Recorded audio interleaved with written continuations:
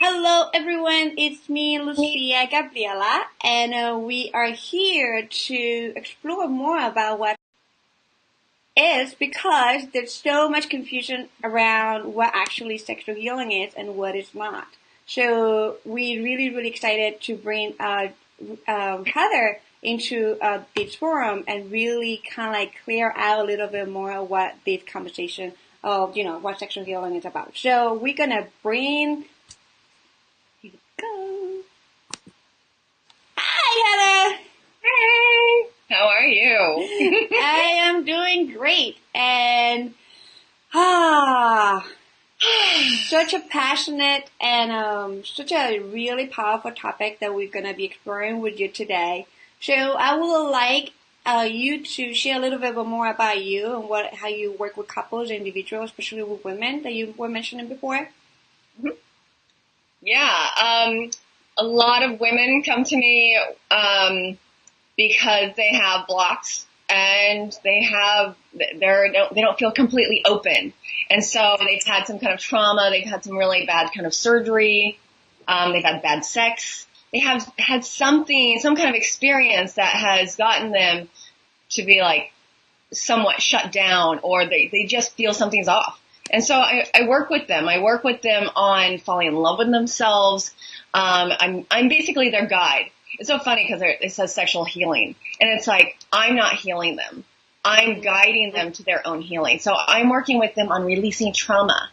I'm working with them on getting into their body and loving themselves and loving their body, doing a lot of mirror work and getting them to really connect and hear those voices that they normally say and see if we can shift those and connect in and getting them connected to their yoni and their sex and their heart and their mind and seeing who they are. And couples come to me because they want a deeper communication and deeper intimacy, and they want to learn how to be each other's, healers and better lovers, and to have a space where they can like connect in that really deep sacred space and bring more of the sacred into their relationship. And so I'm there as their guide, talking them through it, and I do workshops on this work as well. And because of all this, I'm actually considering going back to what I used to do, which was having women work on women, because I think it's important that we do this.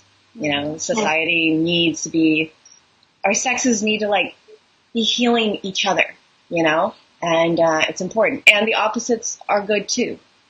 Yeah, that's beautiful. And also the magic that happens when we teach couples to do the facilitate this healing work for the couples.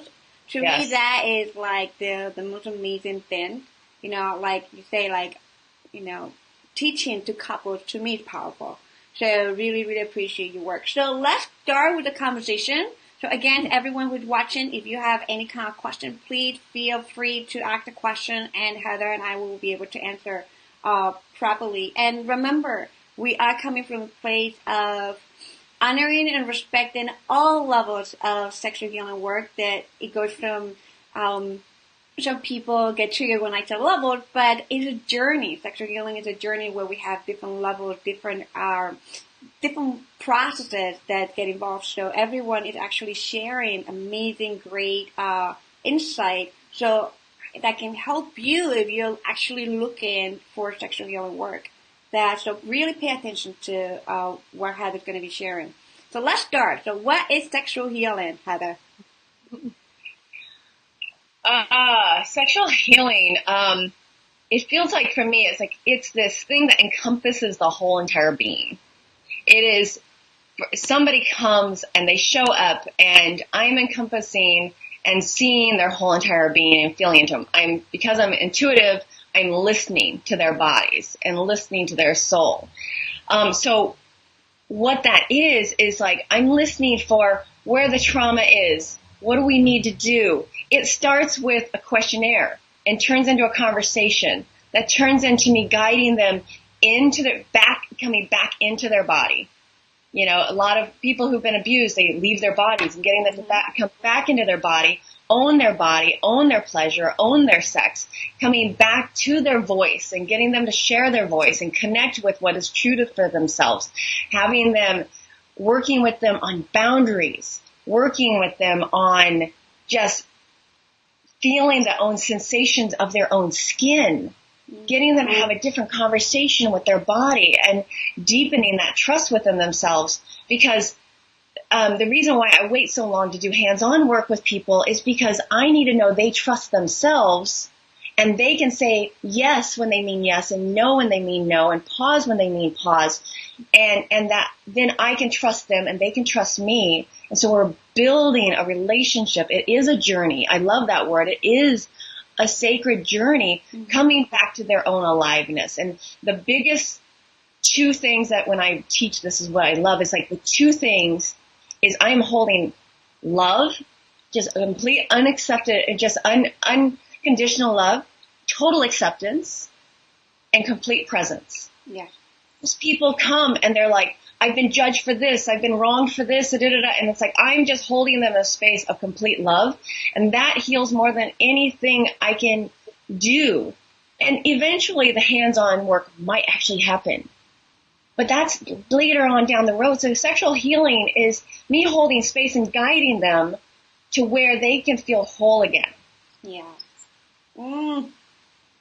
Yummy. People feeling alive and yummy again in their body. Delicious. Feeling delicious again. What I love, what you just say that we're going to be covering so many questions that, you know, for if you're watching, even for Heather, like maybe the questions seem like they're all sound the same, they look the same, but actually it's great to ask questions in a different perspective because it actually helps us to clarify what actually is and what is not. So really pay attention to the question and to the answers that are given and provided. So I love that you say it might. The hands-on work might happen. So this is beautiful. So what is not sexual healing? What is not sexual healing? What isn't sexual healing is somebody coming to somebody and the practitioner's body is getting involved. There's sex involved. There's oral involved. I'm not saying those things can't be healing. I'm just saying they're not in a sexual healing context. Like, those things don't need to happen for healing to happen in a sexual healing context. Most people are coming because they've had something traumatic happen in sexual work, in sexual healing, sexual relationships. And so what it isn't is when it becomes all about the practitioner. And when it stops being about the client and when the client no longer has a choice, the client is always at choice. The client is always in charge of the session. It's their session. It's not the practitioner's session. It's the client's session. And so when it ever gets directed off the client, then it's no longer a safe place. Now, there's going to be times that the client is like, oh, I don't want to do that because they're hitting a wall. It's a different story. But the client is in charge of the session. Now, saying that, a client might be begging for something that's outside the boundaries. Yeah. It's practitioner's job to hold the boundaries no matter what. If those boundaries want to change, they change in the next session before the session starts. But still, all those things, sex, oral, all that stuff, that's not part of sexual healing. An erotic massage can be very healing, but it's not part of sexual healing. So for everyone who will be asking, wondering, I know that I'm going to get off the third questions a little bit just to go deeper into these questions.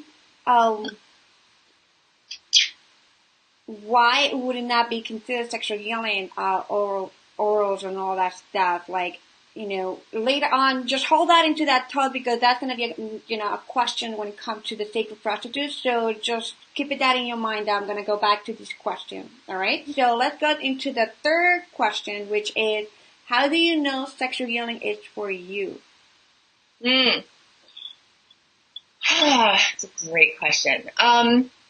Sexual healing is for people that aren't feeling whole, aren't feeling completely alive. They're not really happy or joyous in their life and their body and their relationship.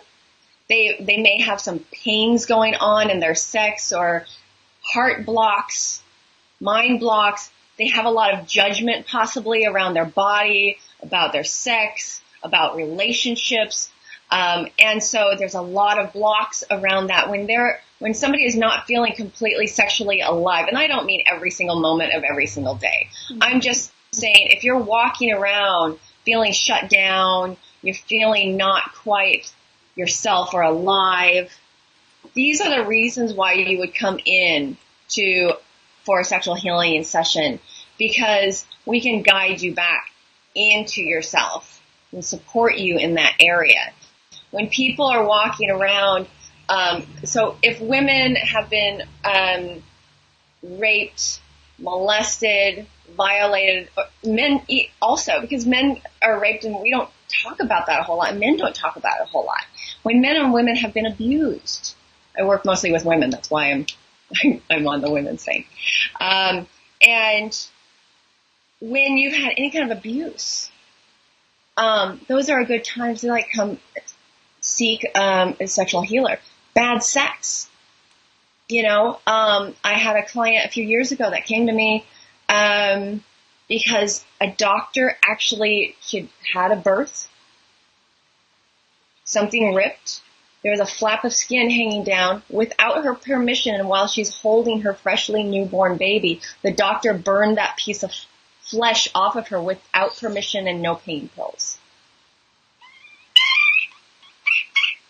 So I'm reading. That's talk about, and be able to do healing without any touch because it was too painful. And, so there's lots of reasons why people come in for sexual healing sessions. And you definitely, what I love what you're mentioning right here right now is that it's not just trauma, because it seems like the whole conversation of what sexual healing is helping, what I think I'm listening correctly from you, is actually helping the individual who has gone through trauma. That's when sexual healing comes into place, healing the aspect of the sexuality. And I love that you bring in this about that it's not just happen when somebody has been raped or sexually abused or any of that, but also the aspect that even happen when you go to you give birth, and happen during pregnancy or during labor, or also I have women that come to when they have had this, the whole hysterectomy removed, yes. And they have all these, the whole aspect of their sexuality has been clinically removed or altered or processed or whatever has happened, and it wasn't done consciously. So I really love that you bring this, because it's not just working with this individual who has been raped and sexually abused and all of this, but also clinically has been the trespassed, right? The whole boundary has been trespassed, right? I worked with a woman for a year or two because she had a surgery on her lower abdomen and releasing all the scar tissue in there. There's scar tissue from surgeries, and the emotional aspect of having a hysterectomy, especially when they weren't ready for it, wasn't done consciously. What was spoken in the room while the hysterectomy was happening, that's all trapped into the body, into the muscle memory. And there's other ways to set people up for surgery, and talking to the surgeon beforehand, that's a whole different story. But I've known people who've come and had sexual healing work from watching a traumatic movie, watching a car accident, being in a car accident. It's not always about sexuality. It's just injury or pain or trauma that has been trapped in the body that needs to be released. And that can be hands-on or hands-off. And there's a lot to be said, we can get into this later, but there's a lot to be said in healing when it comes to energy too. So there's a lot of reasons. Women having sex when they're not quite aroused, that can be traumatizing to the body. Yes. Yeah. Absolutely. I love that way you're explaining all this, because sometimes people don't even understand when it is that they actually need it. They don't understand, I don't have sexual energy because I had a hysterectomy, so there's nothing that to be done there. So it's like, so people don't understand that there's the aspect of sexuality is not, sex energy, sexuality. To me, the whole aspect of being in your full essence. So there's something that is holding you back from being in your full essence, and your creative power, right? Sexuality, sexual energy is all about creative power. There's something that's holding you back in your creative power of moving forward in life. Right. It can be words. It could be a parent saying something when you were a kid. Mm-hmm. So it doesn't even have to be, physical. Like it can be on so many different levels that we get shut down and blocked. Yeah, definitely. Love it. So how do you know it is not for you? Well, you are living a friggin' amazing, beautiful, love-filled life with awesome relationships, and your sex and your heart and your mind are completely open and you are completely in love with life. You probably don't need to come to a practitioner. More than likely, it's like typically if you've had some kind of abuse and you've gone through the healing or you've whatever, I'm not saying that all people with sexual abuse or any kind of abuse doesn't need it. It's just more than likely it supports along the way. Some people can heal themselves. Mm-hmm. And then they still feel that aliveness. So it really depends on how you are looking at yourself and at life. And if you are completely happy and in love with your life and in love with the people around you and having healthy relationships and all that good stuff, then you don't need to come here. You don't need to go to a practitioner. It's like when you feel really filled up from the inside out, not the external happy smiling face. You can be having a bad day and still feel happy on the inside and not let everything just kind of, there's not all that inside all the time. Yeah. So what are the levels or stages of sexual healing?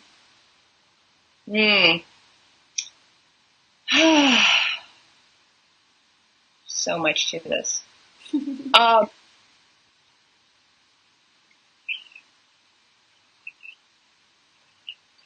It depends on where the client is coming in at. So some people just making the phone call is healing. Yes. Them coming in and just having a conversation with them face to face, that could be just so triggering and healing that that's all they need in that moment. Yeah. Anyway, from that to guiding them through different practices to eventually getting to the hands-on work. There's so many different levels, and every person you have to take as a separate being, because one person is ready for a therapist, because like before you even get into anything of like the hands-on, anything with the genitals, you want to do some real therapeutic work with touch. Mm-hmm. Just getting them to react into your hands, getting them to trust you and your touch. So I work with people like for a few sessions, 3 to 7 sessions before I'm touching them. Yeah. So I'm taking them through a number of different practices and exercises. Like I said, getting them into their body, getting them into self-love, getting them back their voice and their power before I do hands-on work. So that the hands-on work there is therapeutic. Maybe the next level would be something more sensual. Maybe the next session would be hands-on work with the genitals, pressure points, breath work, sounding, allowing all the pain, the trauma, everything to come out. There's different levels for every single person. Some people are ready for that in the 3rd session. Some people are ready for that in the 10th session. Mm-hmm. And I look at that and go, I'm listening for when they're ready and waiting for everything to align. Because some people, I had a woman a few months ago come to me like, I came to you for sacred spot session. I'm like, I don't do that in the 1st session. You said that on the phone, in the questionnaire, this, that, and the other. And it's like, that's an advanced thing that I don't do for a while. I need to make sure you trust yourself and that I can trust your yeses and nos and that you're empowered. And she, and it was just amazing how, she was upset, but she understood. But that was also a thing. She couldn't even communicate what she needed. So how can I trust her to speak up in a session? Yeah. Yeah. So that was part of her experience and her session was that. And, so yeah, there's just different levels and everybody's different. So it's not like it's a specific, there's not a do this and do this and do this.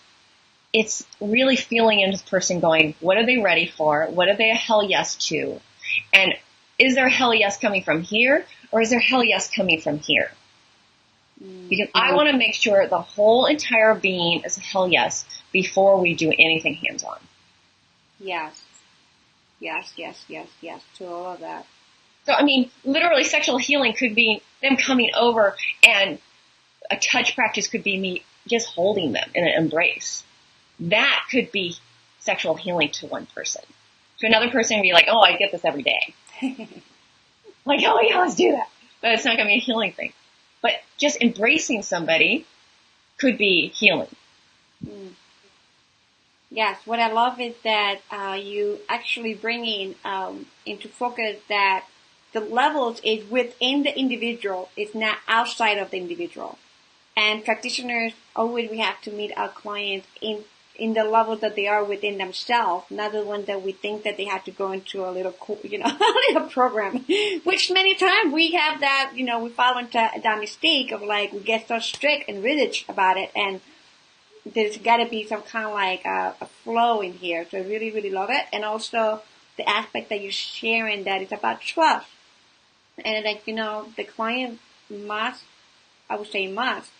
get into that state where they trust themselves and they trust the yeses and the nos and they trust their body. They trust themselves because that right there is getting back into your power, trusting your body. Beautiful. So, here we go. The juicy question, right?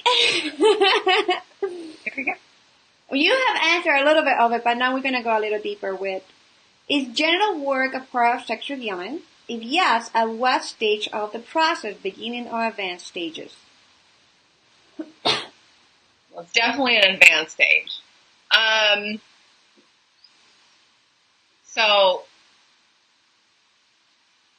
So funny, I got stuck on the second question. What was the first question again? First part of the question. Is genital work a part of sexual healing? You have been talking about it, but we have to be clear so everyone get clear. It can be. It can be. You can do sexual healing all through energy with the person's clothes on, and you don't have to even touch them. I've had clients come to me and that they're like, your finger's inside me. I'm like, no, it's not. Your pants are on. But they think that I'm touching them.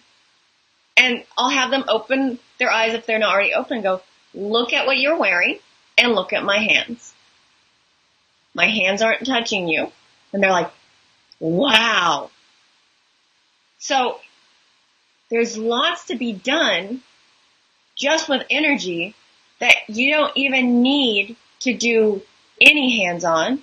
And hands-on is good for some people that really want to get into the muscle memory and get that work done. Some people don't feel energy as much. Healing will still happen with it, but some people, it can be part of the progressive stages of their healing.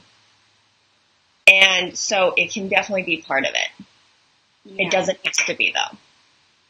Yeah, and also, from what I think I'm hearing clearly from you and your focus is actually helping the individual to transcend whatever's holding them back from being in the fullest essence of their body, being who they truly are.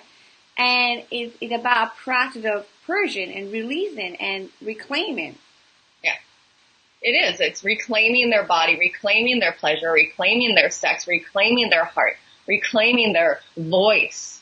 That's the biggest thing. Getting a client to come in and saying, having a session where they get to ask within boundaries. They get to ask for whatever they want. That is one of the hardest things for most people to do. Mm-hmm. When I've done that session, when my classes, there's 5 people sitting around one person, and I say, okay, you get to ask for whatever you want from these people, however you want it, from whoever you want. So if you want so-and-so on your neck and this is the hardest thing for any person that I've seen. They just kind of like go, just massage me. Yeah. Because they can't be specific. And what I do is I walk them through step by step and give them lots of space to get themselves back empowered, to get their voice back, to actually ask for what they want, figure out what they want. Because so many people have not been given permission to ask for what they want. But before that, they don't know what they want to even ask for. Yeah. And so we get to do different practices to go, how do you like this? How does this feel? What's this like for you? Well, I just want to go to sleep with that touch. Mm-hmm. You know? But it's getting them to first touch themselves and see how that feels. Then the next step, along the way, doesn't mean the next step, but one of the steps would be me playing with different sensations with them for them to wake up and find out what they can own as something that's pleasurable or not pleasurable, or something they like, something that's comforting. Sometimes comforting is better than going right into like what's pleasurable and arousing. And so you have to go through all the stages of like where that person is and what is best for that person. Yeah. So within this question itself I didn't write it down, and it's something that I should be asking everyone too, especially for the ones when genital work is involved. Is orgasm a part of the sexual healing experience? Giving a client an orgasm? I am so not goal oriented. Okay. In all the years I've been doing this,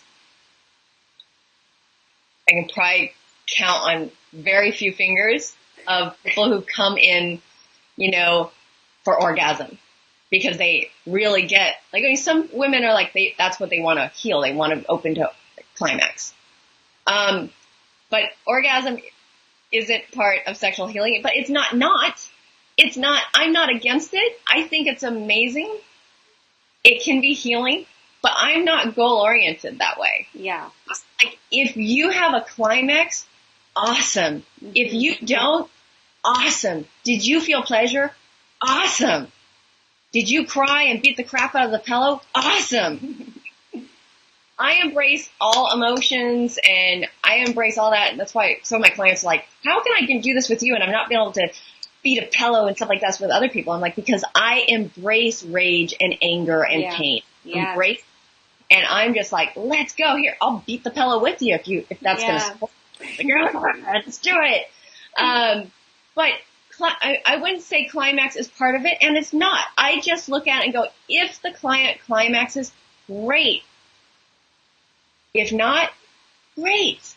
I embrace it all. I am in complete acceptance of where they are. Now, some people having a climax can be very healing. I embrace that. But again, like you say, it's not goal-oriented. Not the goal.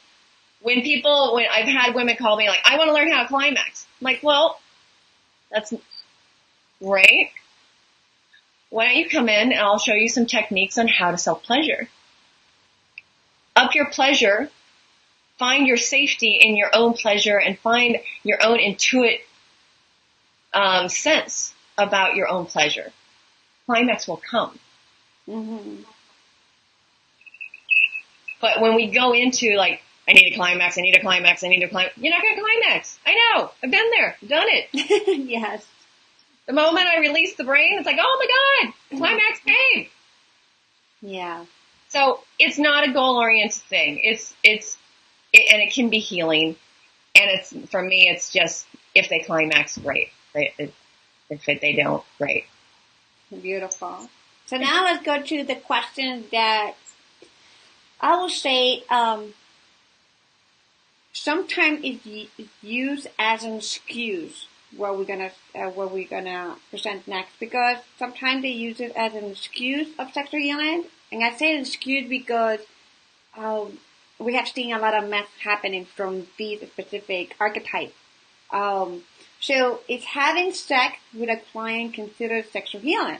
We're talking about the sacred prostitute, which is an archetype in the world, in the community of sexuality and sacred sexuality, and also, a lot of people use these archetypes when we have memory from ancient Egypt and all the times, and for anyone who's watching and have no idea what the sacred prostitute is about. So, if yes, should be offered at the beginning of the journey of advanced levels.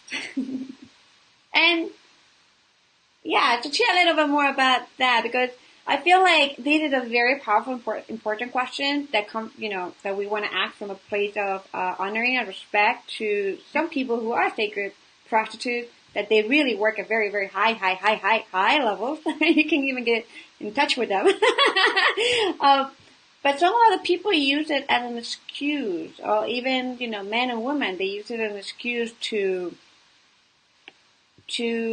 not going with great intentions. So I want to share a little bit about that. So, for how I've been trained, for how I work, sex is absolutely not part of sexual healing. Can sex and being a sacred prostitute, can that be healing?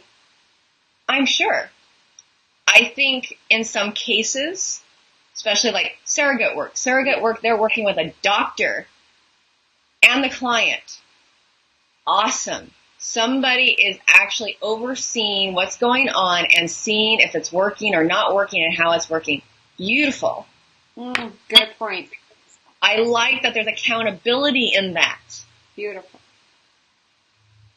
Somebody just going, hey, come over and we're going to have sex and you're going to pay me. There can be healing in that. Because some people don't get touched and they don't get connected to, and this, that, and the other. One of my dear friends I just love and adore, he's taken on the role of like doing sexual healing and then having a different part of his life where he's doing this other work that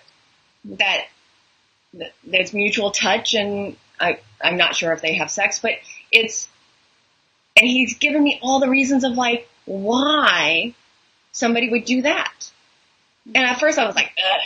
And then after I sat with it, I'm like, okay, I get that there is a time and place for that. If the client knows what's happening, if the client's at complete consent, if the client's in control, it's about the client. It's not about the practitioner. I personally, I don't see it. In 16 years of doing this work, I don't see that, I need to be doing that with my clients. I've never had a client that I'm like, oh my God, this person needs to have sex, or I need to give them oral. They need to give me oral for them to have sexual healing. I've never seen that in 16 years. I've never seen that. Yeah. But I also know that, like what people say, like you can't keep such clean boundaries that people wouldn't even go there. It's like, because my boundaries are very clear of what I'm doing. It's not about me. Mm-hmm. So can sex and oral and all that stuff be healing? Sure. Prefer you to go do that with a partner. I also know from talking to my friend how it can be very healing for some very few people, like 1% of the people out there. It can be really healing. Prostitution can be very healing for a lot of people. That's not sexual healing. Put it in the category it is in. Erotic massage can be very healing. Pleasure can be very healing. Put it in the category it belongs in, and make sure the client is at 100% consent and in charge of the session at all times. They can say yes, they can say no, and they are honored beyond anything, and let it be their session. If you can get out of your way as a practitioner to allow that to happen and let them have the healing they need, then great. I'm not pro that for me and for my work. Thank you. Thank you, thank you, thank you. I've had to really think on this because at first I was like adamant, like, no. I'm like, okay, kind of get out of your own realm for a little bit and like try on something else, because I've seen like, okay, you know, with friends, like what their experiences have been, and like, okay, great. And something I want to share with that is the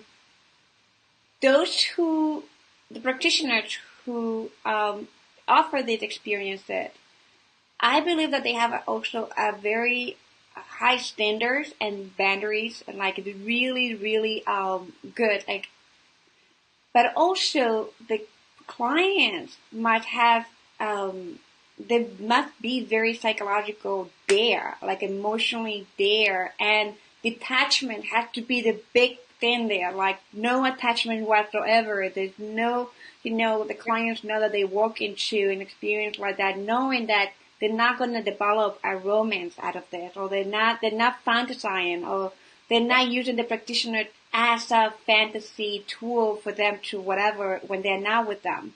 So it's really important.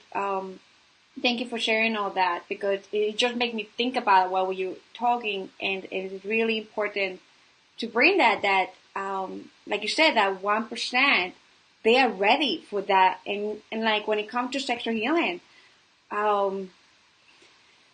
again, we work with people who are reclaiming their voice and their power, their wants and the needs and the desires, and it's such a different taste of work. It's like a different intention that of holding space, and not many people will be ready to jump into something like that. I know. Well, yeah, and going back to the attachment thing, it's like cord cutting and making sure the client knows this is not a relationship. We're not going to go to dinner afterward. We're not friends. You're my client. Yes. You're paying me. Yes. And I mean, not me, but I gotta have sex with my clients. But it's like, even my clients are like, hey, do you want to go to dinner afterward? I'm like, no. You know, it's just clear, making sure, like, you know, every once in a while a client will like give me that look. And I remember this one client, gave me this look. I was like, oh, he's getting attached. And I was just like, we weren't even doing sexual healing work. Yeah. You know, it was just therapeutic work. And he was like, and I just made sure energetically that I cut that cord. And all of a sudden I watched him. By the time he stood up, something was different. Because I was, okay, that cord, he's attached to me. It's like, nope, boop, done. He still remained my client. No big deal. There was no cords then. You have to decord. You have to let the client know what it is and what it isn't. Even in like my therapeutic world. You know, this is not a date. Yeah. This is, I'm your practitioner. I'm your educator. And this is leading us to the next question, which is why we actually doing all of this. All these amazing conversations with amazing educators like Heather. So what are the code of ethics sexual healers should have with clients, even for those who offer sexual work as part of it? So really let's get more clear on this. Okay. Well, I don't know the code of ethics, I think, for all of it, I guess, including people who use, you know, I don't know, sexual aspects. Like my brain's like, oh, sex work. Yeah, sex work. Well, let me just start by, okay, so the base overall, it has to be for the client. You know, the code of ethics really are, like, for me, this is what I look at code of ethics. My clothes stay on. Some people do it with just their underwear on. Okay. There could be something good in that. That's great. That's how I was trained. But my clothes stay on. One-way touch. Like, I don't need my clients to touch me. They don't need to touch me. They can put their hands on my knees or my waist. Awesome. But it's really about the client. The client is in charge of the session at all times. They can stop at any time. And for me, code of ethics is no sex and no oral. That's in there. It's in there. It's like, there's no French kissing. There's no kissing. Yes, I'm with you. I may tone into a chakra. I may, kiss their hand. It's not a sexual kiss. It's pouring love in, but it's not with their mouth. It's not with their genitals. It's really keeping it very clean and clear and letting their session be their own and I'm following their energy. So, using only your hands, basically, in a session. I mean, massaging your forearms and elbows, but it's like really about your hands. None of your other body parts really need to come in to play, in a sexual healing. I mean, they balance a leg on your leg, stuff like that. Mm-hmm.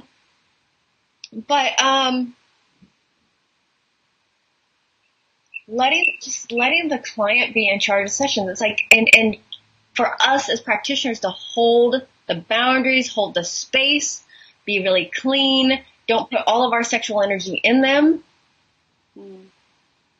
Don't let our bodies just kind of like take over. Don't let our turn on go to the point where it's like, oh my gosh, I'm out of control. It's crossing an energetic boundary. You, as a practitioner, having fantasies of the client while you're giving a session. No, that's a violation. Great point. So what's going on inside is important. You need to be a clear vessel. You need to know what is going on with your client all times, even if they're not saying it. You're feeling it, and you stop the session the moment you feel something off that you need to get them to drop into further or get them to breathe or whatever. But the boundaries are energetic, physical, spiritual, emotional, all of it. You're not manipulating them in any way to get anything you want or need, even if it's to come back for another session. You're not pulling any strings. You're staying completely in that clear space of what is best for them and keeping your energy clean and clear. Yeah. Those are my guidelines. For me and for the people I coach is just staying completely clear and clean and being of service to that person. And that means taking in their whole entire being of what's best for them. Not what's best in the moment, what's best for them as a whole. Their spirit, everything, body. Mm-hmm.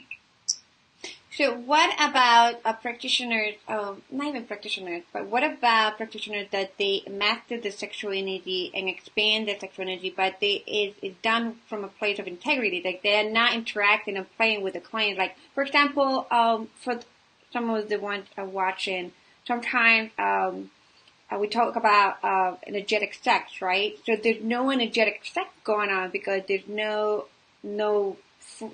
play in there. You can be fully energetic sexual being as a whole, and just have your energy expanding 24/7 all day long and all that stuff. But there is an integrity. I think I'm hearing it's like the integrity of like you're not going there to just play it and just having it for yourself. So it's like you are more of that container, even though that your sexual energy. Because some people may ask, well, I'm opening myself. I'm opening my sexual energy as a therapist myself, and I don't want to close because then like the client, like I'm not going to be able to survive from a closed channel. I want to be open to my infinity, my sexual being. I don't want to be a hypocrite to myself where I'm like shutting down. So there's a difference, right? Of what we're talking here. Right. And so there's two things what I'm hearing that you're saying, which is really great points. One is being a clear channel, but I think the other point, which I didn't say, is that the sexual energy in the practitioner's body, like, first of all, I don't actually need that to be there, but sometimes with some women that I'm working with, what I do is I allow it to go up to wherever their level is, because it has them drop in and feel safe. But I don't have to do that. And it is very specific on every client. So it's not me shutting me down. It's not me shutting me down. It's like literally me going, okay, well, I might match them there. But most of the time, I'm just a clear channel. That me having to bring my sexual energy into it doesn't happen very often. Very rare cases that I need to do that. But sometimes it's good for some people to bring it up to their level. I'm not guiding it. I'm letting them guide where the sexual energy is, if it comes up. So, because if I were to go and bring my sexual energy up more than theirs, then it's me guiding that session to go to that higher level. And I want to leave it at them guiding the session, because it's like, I know a lot of practitioners like, well, you need to amp up the energy and so they can get to that level. I'm like, okay, that's one way of doing it, but I'd rather them get there in a way that feels really like it's their path and I'm not almost like not manipulating them, but I'm not like going before them and going, come on. I've done that in my own work. I don't need to do that in my session. Does that make sense? Yeah. So what I'm thinking of hearing is you can do this play in a different setting, not in the setting of, healing, sexual healing setting. It could be done like if the client hire you not for that sexual healing experience, but they hire you for something else, like the energetic awakening, sexual energy awakening, sexual mastery. That's a different. Exactly. Somebody wants to come in and learn about energy. They want to learn about, energetic play, or they want to go to their next highest level in their pleasure. That's not a sexual healing session. Yes. Great. It can be, but most of the time it's not. Most of the time it's like, oh, I just want to have this really yummy, go to my next level. And it's like, they don't need the sexual healing component. They're just like, I'm already here and their body's already alive and they just want to go to their next level. That's not a sexual healing session. That's a pleasure session. Yeah. So, like really being distinct, and if it's like more playful and this, that, and the other, and and energetic, like sharing of energy, that's more than likely not. I wouldn't put that in the realm of sexual healing. That is a different kind of session. It can be healing, but it's not in that container of sexual healing, because in sexual healing, from everything that we're hearing from you, is holding that amazing container for the client to really reclaim and to align and to lead. And I love what you just said, just leading their own energy and let them be empowered to realize that they're in the power to open up more and more, and then we can meet them there if we want to meet them there. But other than that, if the whole juiciness or sexual energy awakening, sexual mastery, or all the kind of like different things is a different type of container. I love that. Love that. Different containers. I love that. The right thing is put in the right container and then keep that container safe and sound and, and yeah, it's like having separate containers and going, this is this container and this is this, Yeah. Yeah, because even in my work of sacred dom, like, you don't hire me to do this work here. It's like you hire me to do this work here. I don't do this work anywhere else. Right. Exactly. So it's like fun. Okay, so this is the juicy one. Can sexual healing not involve genital work, sexual erotic massage, or copulation? I know that you've been talking about it. We just have to be more clear and clear and clear. Okay, yes, it can involve genital work, and it doesn't have to, and it can be just all energetic. Yeah, so I said not involve genital work. Oh no, it doesn't have to. Exactly, doesn't have to.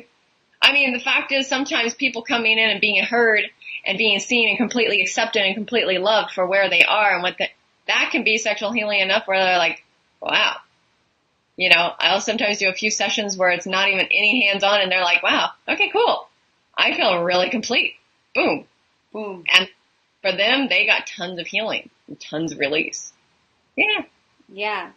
Yeah. And I feel like that's kind of like the beginning, like while you were talking about, like, you don't even put you don't do even hands-on work even at the 7th session or 10th session, right? Like, it's that preparation mode that. Mm-hmm. Great. So, do you feel clients who are looking for sexual healing from sexual trauma enroll into a process and journey of preparation and purging before experiencing sexual touch from a qualified practitioner? And this is specifically to people who do genital healing work.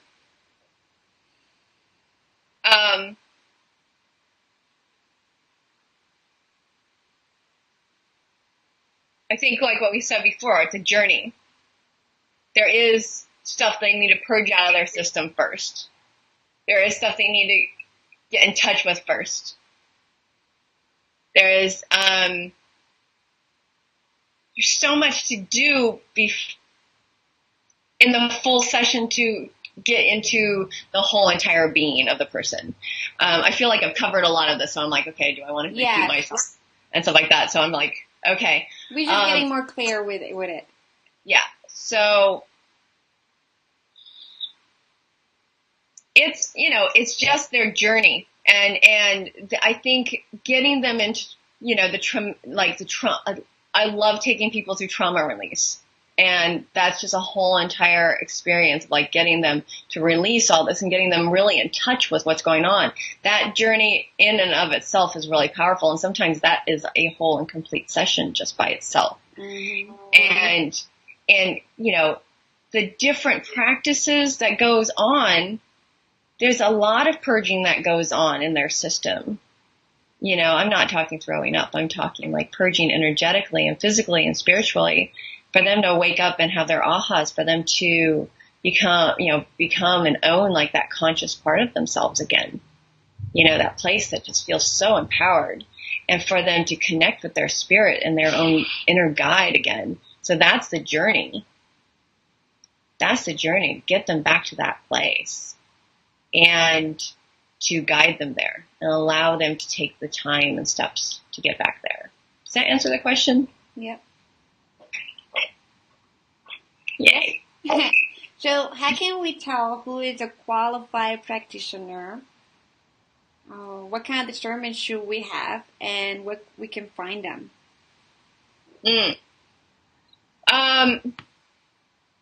I think good ways of, finding knowing when somebody's a good practitioner is to know that they're typically not going to do hands-on work in the first session, at least, if not first few sessions. They have a lot of different tools underneath their tool belt that they can support them before doing the hands-on, especially yoni massage or sacred spot massage, or lingam massage. It's like there's a lot of stuff to take them through before getting that there, and that they have those tools to be able to ask them questions. Have the person be completely open to have lots of questions asked. Ask them, where's the session? Is it in your bed? Some people do it in their bed. Well, what happens in the bed? Like, asking them questions like, is there going to be sex? What are you going to be wearing as a practitioner? What am I going to be wearing as a client? Asking them, like if somebody says, oh, I can guarantee that you're going to be completely healed in one session, they're probably not. Like, I've never seen that happen. People who, you're looking for people who really want to be present and that your internal system says yes to. Maybe even say, hey, would you be willing to give me some referrals so that I can talk to some of your clients? Mm. So it's all about creating safety for the client. And so you're asking all these questions. Is there sex involved? Is there oral? You're asking all those questions so that you know what's happening, what's going on, and getting references. And so going back to the bed thing, I'm not saying that people who do the work in their bed, it has to be a sexual thing. Sometimes people are completely on the up and up doing it there. I personally don't like that. It's just too personal for me. So, what else?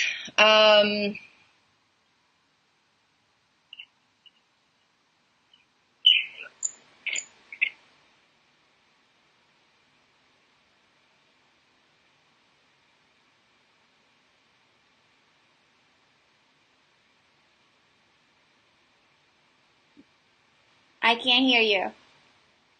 It sounds like a train was going by. Okay, great. Now I can hear you. It's so weird. So you're wanting to make sure that, it's like, when a practitioner, I think like they have a questionnaire for you to fill out to find out some history, find out some really intimate details to know like where you've come from. Or if you don't want to fill that out, actually be able to sit down with the client and have a conversation and really have them ask really detailed questions of who you are and where you've been and what your sexual past is, what your traumatic past has been, what your family life has been. So that gives them an idea. When people start asking questions, their sexual history and this, that, and the other, that shows you that they're more on the up and up. Mm-hmm. And then you're not feeling any pressure from them. Like, oh, this is so good. And there's no seductive, like, energy comes from them. Where do you find these people? Right now we're in the process of making a list of people that feel trustworthy in this work. The crazy thing is that list isn't very long. And it's really sad. So I'm not sure what our next step is right now. We're working on we're finding the list of people who have been breaking boundaries and violating and stuff like that. And we have a list now of people who we've found that nobody's complained about and stuff like that. And so we're not sure where we're going to post that, yet and where that's going to be. And most practitioners that are really authentic typically have a website as well. And so that's typically a qualifier of people who are just kind of like winging it on their own, who haven't really been, trained. And being trained doesn't necessarily mean that gives them like qualifications to be a safe container. Yes. Like, you can be I know people who've taken tons of training, this, that, and the other, who teach it, and they don't hold a safe container. So the training isn't necessarily so, but having them really focus on your sexual history, having them really listening to you, having them really knowing what their practice is, and if there's a program, we start here and great. Well, I work more intuitively listening to your body, and you're always in charge of the session. Wow, awesome. Where do we set the boundaries? And when do we set the boundaries? Can I change the boundaries midway through the session? No.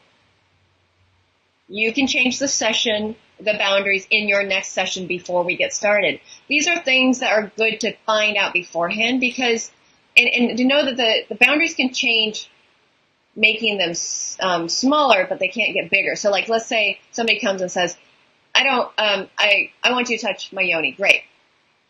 And then 20 minutes in, like, I don't want that. You can go that direction. You can't go you can't say, no, I don't want you touching my breast. And then later on go, yes, I want you to touch my breast. You can't go that way. And so you want to make sure, like, you're asking questions to make sure that this person feels really legit, and these are great questions to ask. Yeah, and I would like to add something here for everyone who's listening. When it comes, why are we so strict with like not changing boundaries within the sessions? Even for the work I do, that I don't do any genital work.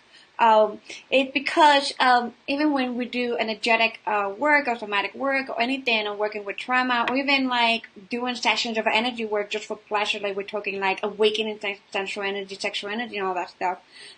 Because we're having the individual itself, we're going through a process where all neurochemicals in our brain and our body are changing. So, like, when we get into that state of holding space and the person's healing and experiencing all this, they are literally drugs in this cocktail of neurochemicals. And we cannot, you cannot trust somebody who is in a drug. So it is very important for people to know that the reason why we cannot break our boundaries within a session is because you are totally not reliable and trusted of the chemicals happening right there. So I just wanted to point that out there. Yeah. Spin those in the middle. Like, yeah, all those hormones raging through your body. You're like, yeah, I'm up for this. And then the next day you're like, oh my gosh, what happened? Yes. Yeah. So really, really, really important. And I really thank you, I appreciate you, because, when I founded Nuna, a retreat center here in Sarasota for holistic center for emotional and sexual healing, I've been literally in this path of educating people that come to me like, oh, what are you doing?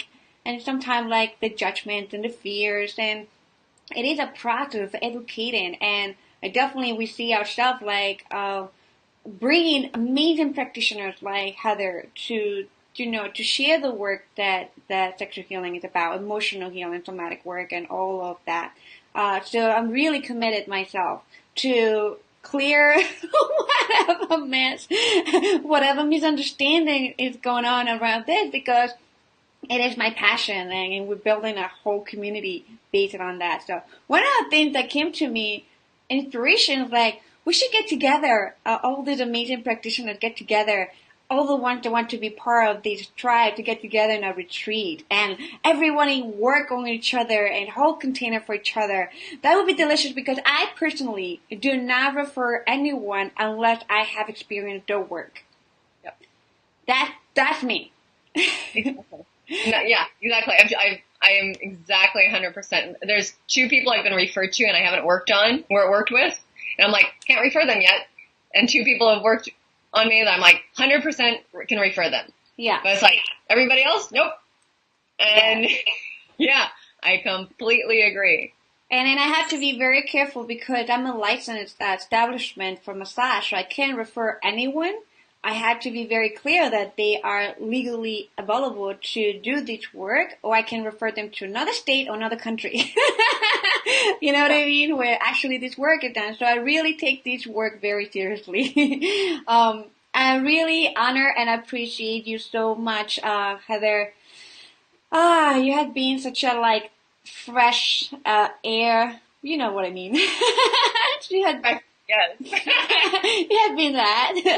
You amazing energy, you amazing enthusiasm, and you amazing courage to bring this conversation to awareness, and to request and demand accountability, and demand this sacredness and this integrity that it must be met by every single practitioner. So I really love you. I love you so much. Thank you. Yeah. It makes my life so yummy. Yeah. Oh, thank you. I really appreciate you doing this. It's really beautiful. And yeah, for me, it's I want to bring safety back to this work in all levels.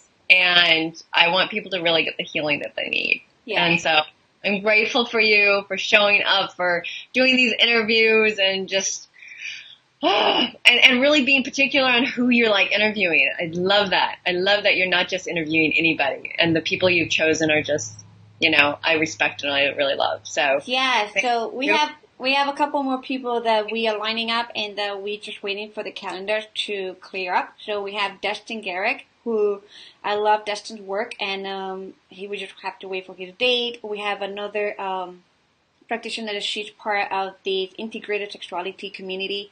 That she has a school, and she also certified people for the ASEC. So I'm just tuning in to the people that really do this amazing work. I have Francesca Gentile, who's actually one of my mentors, and she's incredible.